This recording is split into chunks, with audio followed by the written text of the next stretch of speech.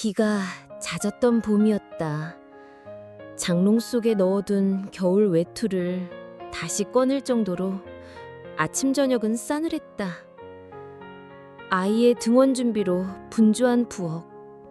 김이 올라오는 주전자를 바라보다 문득 생각이 들었다. 이게 정말 내 삶이 맞는 걸까? 남편은 오늘도 바빴다. 새벽같이 일어나 옷을 갈아입고 나보다 먼저 현관문을 나섰다. 오늘 회식 있을지도 몰라. 늦으면 먼저 자. 늘 똑같은 말이었다. 나는 대답 대신 고개만 끄덕였다. 말해봤자 돌아오는 건 짜증 섞인 한숨뿐이었다. 둘째는 밤새 열이 올랐다. 이마에 찬 수건을 얹어주며 곁에 누운 채 뜬 눈 위로 밤을 지새웠다. 그래도 아침이면 웃으며 일어나 주기를 바랐다. 하지만 아이는 일어나자마자 토를 했다. 그 순간 나는 멍해졌다. 식탁에 앉은 첫째가 놀란 눈으로 나를 바라보았고 나는 아무 말 없이 수건을 들고 욕실로 뛰어갔다. 이런 날에도 시어머니는 전화를 걸어왔다. 애 키우는 게 그리 힘드냐? 우리 땐 셋은 기본이었어. 나는 억지로 웃으며 말했다. 죄송해요, 어머니. 오늘은 병원에 좀 가봐야 할 것 같아서요. 그깟 감기로 병원? 요즘 엄마들은 너무 유난이야. 전화를 끊고 나니 손이 떨렸다. 괜히 병원 가는 길에 시동이 꺼지면 어쩌나 걱정이 밀려왔다. 하지만 그렇게 주저할 시간도 없었다. 아이가 점점 창백해지고 있었으니까.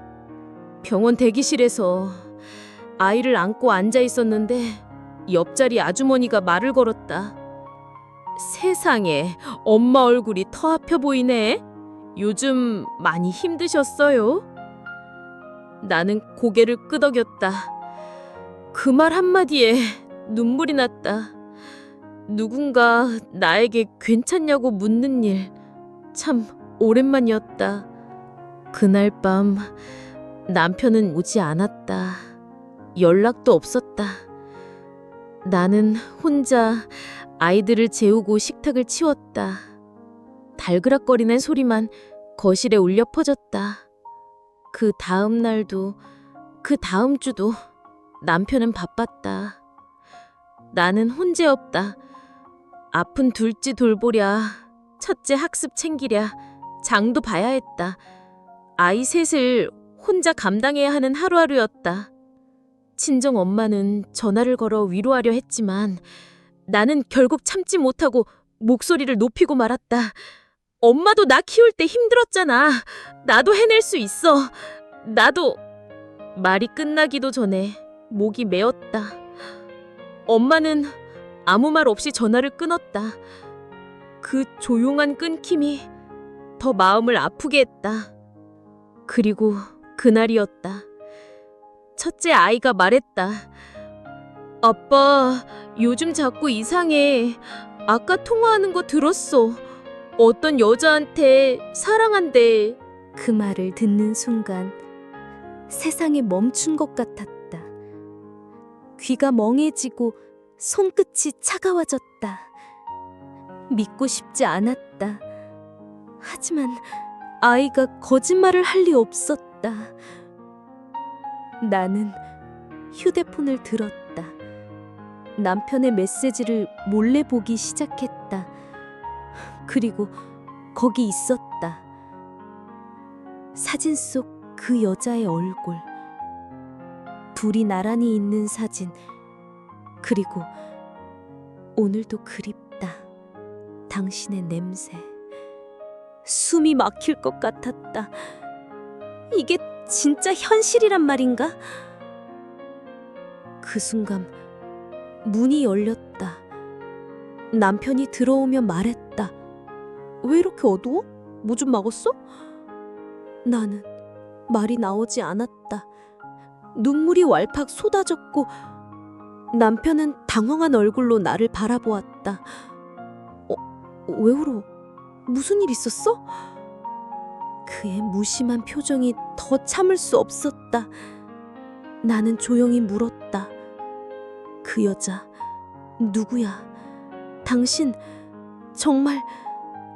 남편은 순간 움찔했다. 그리고는 말했다. 무슨 소리야? 갑자기 또 뭔 착각이야? 또 예전에도 그랬다. 내가 의심하면 늘 내가 이상한 사람 취급을 받았다. 하지만 이번엔 달랐다. 증거가 있었다. 나는 조용히 폰을 내밀었다.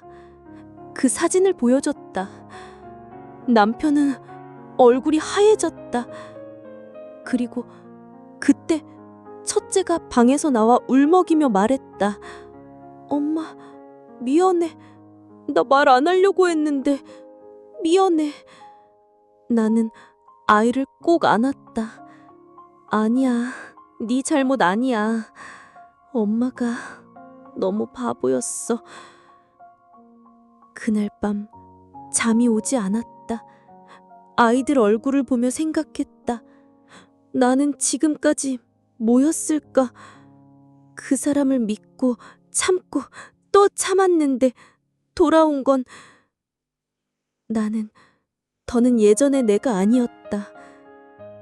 남편은 며칠을 말없이 지냈다. 내 눈치를 보고 아이들에게도 말을 아꼈다. 하지만 나는 아무 말도 하지 않았다. 침묵이 더 무섭다는 걸 그도 알았을 것이다. 나는 조용히 준비를 시작했다. 은행 잔고를 확인하고 친정 엄마에게 도움을 청했다. 엄마는 아무 말 없이 집률세를 보내주었다. 변호사 사무실에 예약을 잡고 아이들 이름이 적힌 주민등록 등본을 챙겼다. 서랍 깊은 곳에 있던 결혼사진도 꺼내어 찢었다. 가슴은 아프지 않았다. 이미 마음은 떠나 있었다. 그리고 어느 날 저녁 나는 남편 앞에 이혼 서류를 꺼내놓았다. 싸우고 싶지도 않아. 너랑은 이제 끝이야. 이건 좀 오버 아니야? 그냥 실수라고 하면 안 돼? 나는 힘없이 웃었다. 한 번이 아니잖아. 실수는 반복되지 않아. 그 순간 아이들이 거실로 나왔다. 첫째가 내 손을 잡으며 말했다. 엄마, 괜찮아. 우리 다 같이 가자. 나는 고개를 끄덕였다. 이 아이들만 있다면 어떤 일이든 해낼 수 있을 것 같았다. 그날 밤 나는 집을 나왔다. 봄비가 내리고 있었다. 빗속에서 아이들 손을 꼭 잡고 친정 엄마의 집으로 향했다. 몸은 젖었지만 마음은 후련했다. 이제야 진짜 나로 사는 기분이었다. 새로운 시작은 생각보다 조용했다. 친정집의 오래된 나무 장롱 냄새, 낯선 방에서 서로 기대자는 아이들 모습, 엄마가 끓여준 된장국에 구수한 향, 그 모든 게 나를 다시 숨쉬게 했다. 나는 재취업을 준비했다. 오래전 땄던 간호사 자격증, 경력은 끊겼지만 작은 의원부터 다시 시작해보자 마음먹었다. 면접을 보러 다니는 날이면 엄마가 아이들을 봐주셨어요. 너 하나 살자고 아이들까지 데려온 거면 책임져야지. 나도 도울게. 엄마의 말에 눈물이 났다. 나는 다짐했다. 절대 다시는 무너지지 않겠다고. 며칠 후 작은 소아과에서 연락이 왔다. 아기머밋이라면 환자 마음도 잘 아실 것 같아서요. 다음 주부터 출근하실 수 있나요? 나는 고개를 깊이 숙였다. 그리고 퇴근한 뒤 첫 번째 월급을 타던 날이었다. 나는 편의점에서 아이들이 좋아하는 젤리와 음료수를 한아름 사들고 들어갔다. 엄마 오늘부터 일해. 우리도 힘내자. 아이들이 박수치며 웃었다. 그 웃음이 내겐 세상의 전부였다. 한 달쯤 지났을 무렵 남편에게서 연락이 왔다. 처음엔 무시했지만 결국 그는 병원까지 찾아왔다. 애들 얼굴이라도 보게 해줘. 나도 후회하고 있어. 나는 냉정하게 말했다. 위자료와 양육비 변호사를 통해 정리해. 이젠 감정 섞을 시간 없어. 그는 내가 여전히 그의 곁에 있을 줄 알았나 보다. 하지만 나는 달랐다. 나는 이제 누군가의 아내가 아닌 나 자신으로 살아가고 있었으니까. 어느 날 첫째가 편지를 썼다. 엄마, 요즘 진짜 멋져 보여.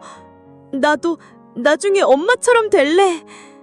나는 그 편지를 베개 밑에 넣어두고 밤마다 다시 읽었다. 그리고 몇 달 후 나는 정규직으로 전환되었고 아이들도 학교에 잘 적응해 갔다. 어느 날 벚꽃이 피었다. 작년 이맘때 그 찜찍한 기억이 스쳐갔다. 하지만 이번엔 달랐다.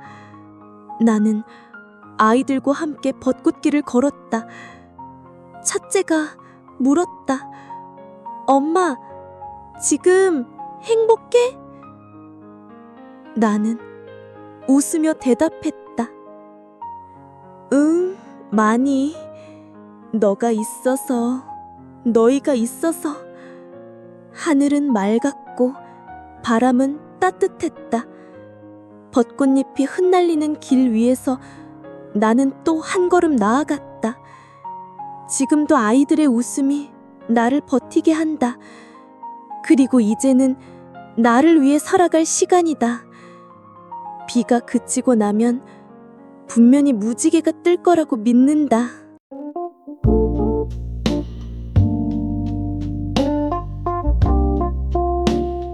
이야기에 함께 해주셔서 감사합니다. 우리 모두 조금씩 단단해지기를 바랍니다. 구독과 좋아요로 마음을 나눠주세요.